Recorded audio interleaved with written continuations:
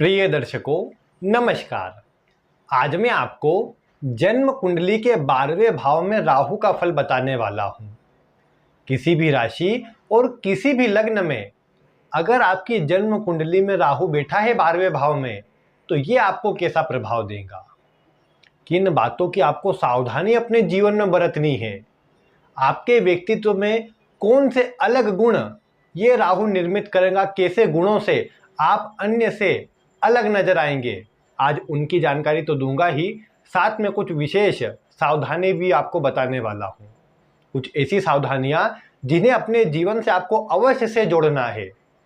और एक महत्वपूर्ण बात कि क्या ये राहु आपको जेल यात्रा करवाएगा, आज उसकी जानकारी भी मैं आपको देने वाला हूं। तो आप वीडियो को ध्यानपूर्वक देखें। अगर आपकी कुंडली में भी राहु 12वें भाव में है तो आज मैं आपको उसका संपूर्ण प्रभाव बता रहा हूं। आप बस धैर्यपूर्वक इस वीडियो के साथ जुड़े रहे। और अभी तक अगर आपने इस चैनल को सब्सक्राइब नहीं किया है तो अवश्य से कर लीजिए, जिससे ऐसी ही रोचक वीडियो आपको आगे भी मिलती रहे। सबसे पहले राहु और केतु की जब भी मैं आपको वीडियो देता हूं तो एक बात जो सदैव कहता हूं कि आप सबसे पहले ये देखिए कि ये बैठे किस राशि में है, किसके साथ बैठे हैं, क्योंकि इससे इसके प्रभाव में बहुत अंतर आता देखा गया है।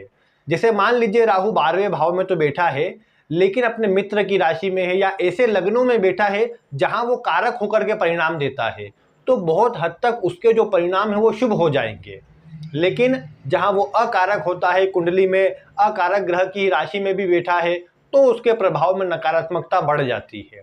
तो इन बातों का आप विचार कीजिएगा, किसके साथ बैठा है इसका विचार अवश्य कीजिएगा। जैसे किसी पापक ग्रह के साथ 12वें में है तो संभव है कि फिर ये जो जेल आदि की मैं बात आपको बताऊंगा उसमें वृद्धि कर दे या व्यर्थ के विवाद झगड़ों को बढ़ा दे, तो ये अंतर राहु के प्रभाव में आ जाएगा। लेकिन शुभ ग्रह के प्रभाव में है, बलवान है शुभ ग्रह भी, तो फिर यहाँ पर राहु आपको शुभ परिणाम अधिक प्रदान करता नजर आएगा।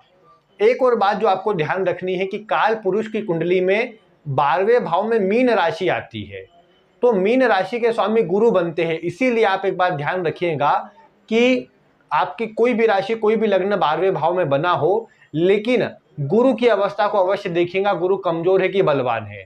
गुरु बलवान होंगे तो राहु के बहुत हद तक जो शुभ परिणाम है वो प्राप्त होते नजर आएंगे।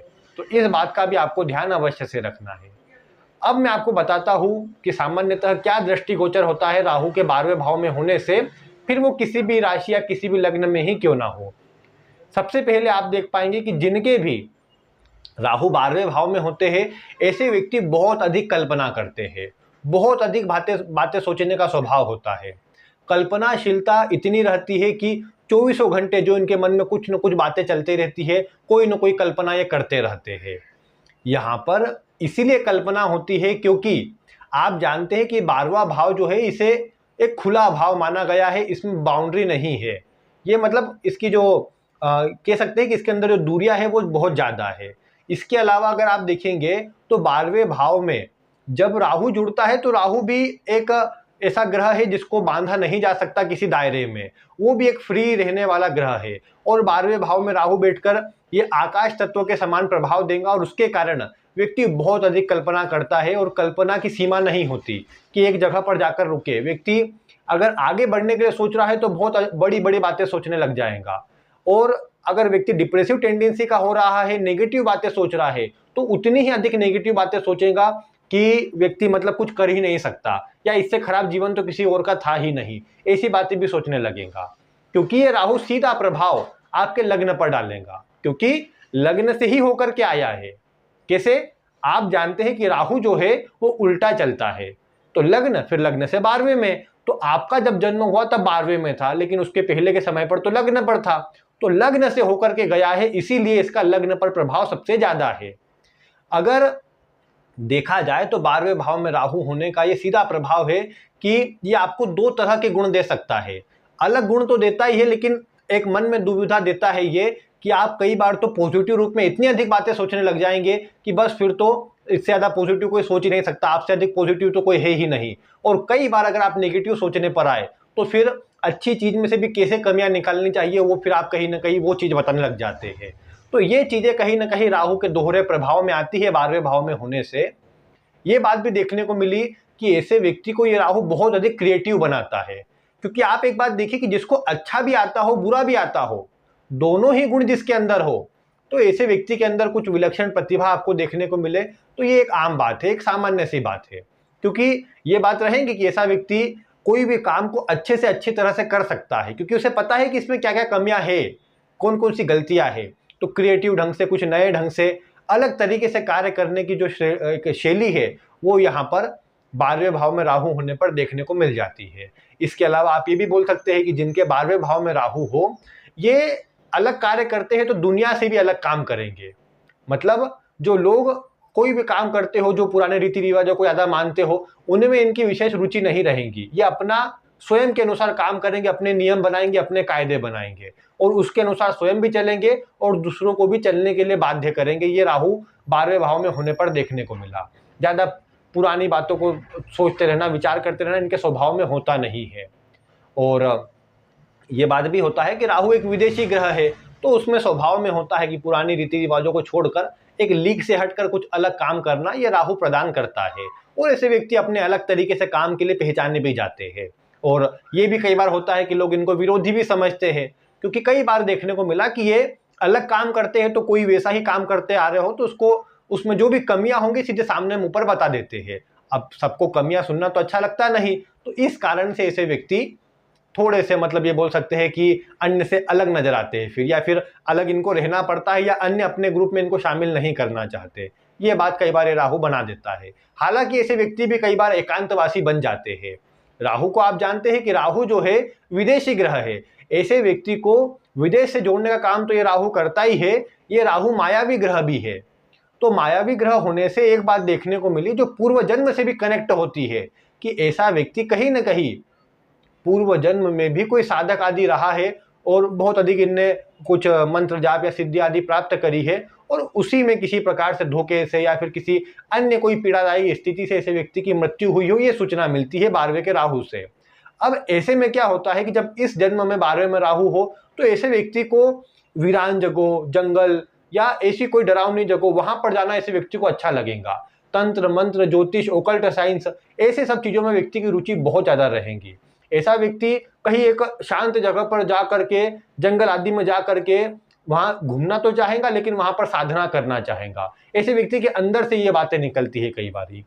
और यही सब प्रभाव क्या करता है कि राहु को यहाँ 12वें भाव में हो करके व्यक्ति के अंदर भी ये चीजें ले आता है, और राहु के प्रभाव को भी इस तरह का ले आता है कि व्यक्ति कहीं ना कहीं ये जरूर है कि योग, साधना, धार्मिकता में जुड़ा रहता है। हालांकि ऐसे व्यक्ति का स्वभाव नहीं होता कि कई बार दिखावा करे या दूसरे के सामने जाए। कोई भी चीज करना हो खुद से कर लेगा, खुद की संतुष्टि के लिए कर लेगा, दिखाने के लिए कुछ नहीं करेगा। ये बात इस राहु में आ जाती है। इसके अलावा आप एक और बात बोल सकते हैं कि राहु जब 12वें भाव में हो, तो अब जैसा मैंने कहा कि ऐसे व्यक्ति दूसरों को उनकी कमियां बता देते हैं, लेकिन कमियां सुनने की कोई की आदत नहीं होती। अब यहाँ पर एक बात मैं आपकी कमी वाली बता रहा हूँ कि मैंने अभी तक आपको कहा कि आप बहुत अधिक बातें सोचते हैं, लेकिन एक कमी भाई यही है क्या सोचते हैं, उसको कर दिखाने की जो क्षमता है कई बार वो राहु प्रदान नहीं करता, या कई बार केवल ये राहु के असर को देखे तो वो इतना सक्षम नहीं बनाता कि व्यक्ति मतलब मेहनत भी करे, जो सोचा है उसको इम्प्लीमेंट करके उसको दिखाए या उसको कर बताए जो उसने सोचा है मन में। कई बार ये कमजोरी रह जाती है।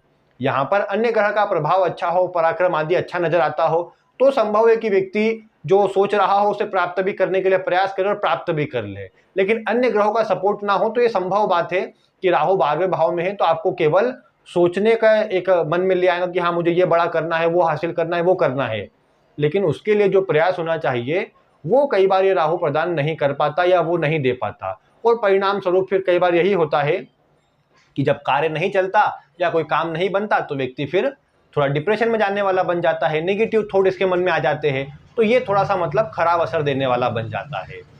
तो इसीलिए यहाँ पर आवश्यकता की बात यही है कि ऐसे व्यक्ति को चाहिए कि पॉजिटिव रहे, सोचे पॉजिटिव बातें, लेकिन उसे कर दिखाने की क्षमता भी रखे और जो अपने मन में बोला है उसे करने के लिए मेहनत करे।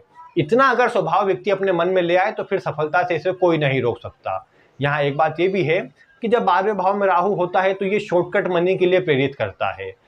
कुंडली के अष्टम में हो या 12वें में राहु हो तो लगभग ऐसा ही प्रभाव होता है कि व्यक्ति आकस्मिक रूप से धन कमाना चाहता है, जल्दी से जल्दी अमीर होना चाहता है, और परिणाम इसका यही निकलता है कि कहीं ना कहीं राहु उनको एकाएक लाभ तो कई बार नहीं करवाता अधिकतर मामलों में, लेकिन नुकसान एकाएक करवा देता है। क्योंकि अब ऐसा व्यक्ति तो चाहेगा कि मुझे जल्दी से जल्दी लाभ हो जाए, मैं बड़ा लाभ अर्जित कर लूँ, लेकिन कई बार होता है कि ये जो राहु है उसके कारण वो लॉटरी सट्टा जुआ ऐसे किसी क्षेत्र में आगे बढ़े तो वहाँ नुकसान के योग बढ़ जाते हैं। इसीलिए कहीं ना कहीं फिर ये राहु की जो स्थिति है व्यक्ति को नकारात्मक प्रभाव देने लग जाती है, और फिर व्यक्ति धन के लिए परेशान रहे। और फिर अब वही बात है ना कि देखिए, जब धन आदि से परेशानी बढ़ेगी और फिर वो छठे का केतु कर्ज को बढ़ाएगा, तो ऐसे व्यक्ति के ऊपर एक धन को अच्छा करने का, आर्थिक स्थिति को अच्छा करने का एक प्रेशर रहेगा। तो ये प्रेशर में कहीं ना कहीं फिर व्यक्ति कोई गलत काम करे या अनुचित मार्ग से भी अगर धन कमाना पड़े तो उसके लिए प्रयास करे, और यही सब चीज़ें फिर व्यक्ति को जेल यात्रा के लिए ले जाती है, अग्रसर कर देती है। जेल की यात्रा कई बार करनी पड़ जाती है। कई बार ऐसे व्यक्ति के साथ में यूं भी झूठे मुकदमे आदि का तो एक प्रभाव रहता ही है कि ऐसे व्यक्ति को कोर्ट कचहरी मुकदमों का सामना तो करना पड़ेगा, लेकिन अगर व्यक्ति अच्छा काम करेगा तो संभव है कि वो छोटी स्थिति में छूट जाए। लेकिन अगर ऐसा व्यक्ति किसी प्रकार से स्वयं से गलत कार्य करे, या फिर आप ये समझ करके चले कि स्वयं से ही अनुचित कार्य में लगा हुआ है, तो फिर ये राहु छोड़ने वाला नहीं है, ये राहु उसी में उलझा देगा।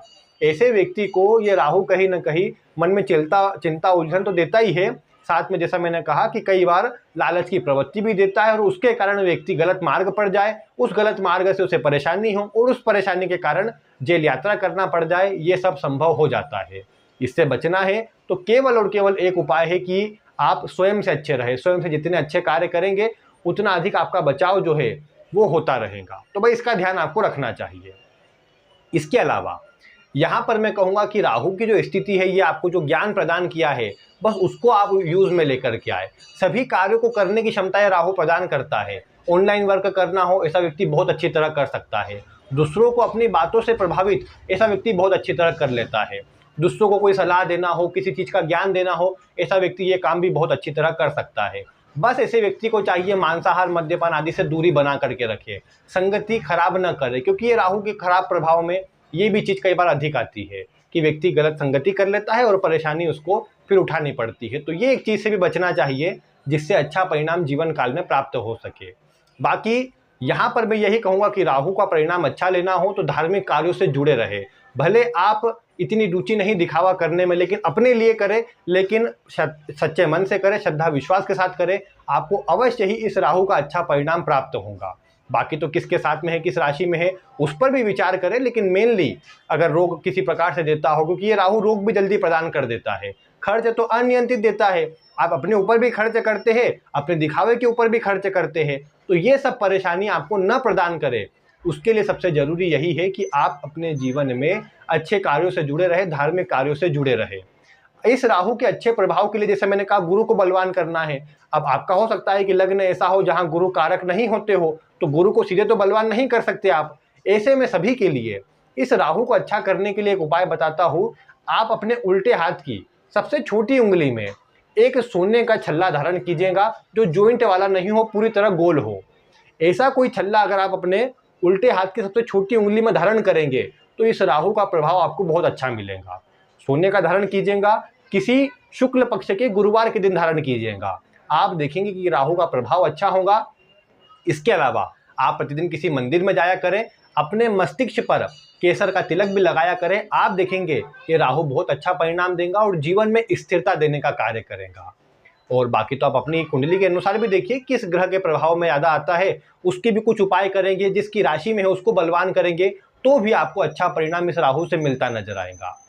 तो ये जो कुछ बातें हैं आपके राहु से जुड़ी हुई, इसका ध्यान रखिए, शॉर्टकट की तरफ नहीं जाइए। आप धीरे धीरे चलते रहेंगे ना तो राहु आपको कई गुना अधिक सफलता दे सकता है। तो इस बात को ध्यान रखिए और आगे बढ़े, सफलता अवश्य से मिल जाएगी। बाकी अगर आपको वीडियो पसंद आई हो तो आप इसे लाइक करें। आपके जीवन से ये बातें कितनी मिली वीडियो में कमेंट करके अवश्य बताइए। वीडियो देखने के लिए आपका बहुत बहुत धन्यवाद।